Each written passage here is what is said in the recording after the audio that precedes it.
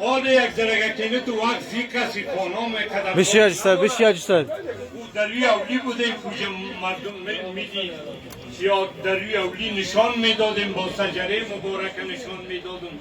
یا سجره مبارک هم زیارت میکرد حال خودی خانه است که این قدر تاب و توان دارد این حال شما این پیراهن حضرت امام حسین آقا این پیراهن سید شهدا اما تو که با بی صاحب گفته بود که پیراهن ما با امتهای جدم بده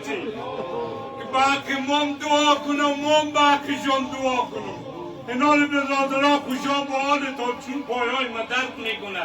شیمان ندارم وقت وقت نزدیک است گفتی اشکری صاحب که وقت رفتن از دیگه اگر خدای کریم میدانه و اصرارش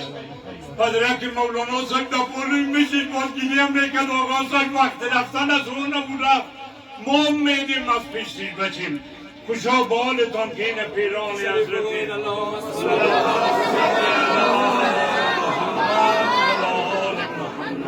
ثم صليت إبراهيم وعلى آل إبراهيم إنك حميد مجيد اللهم صل على محمد وعلى آل محمد كما صليت على إبراهيم وعلى آل إبراهيم إنك حميد مجيد سليم بين براء منك زارا بديد شام الليل روض قدم الضاي وسعي بديد شام الليل روض قدم الضاي وسعي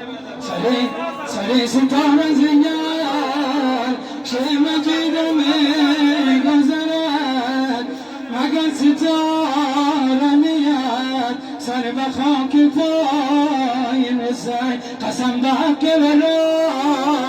کی بسوزدش دوزخ همین قدر که بود قبر و آشنای وسای همین قدر که بود قبر و آشنای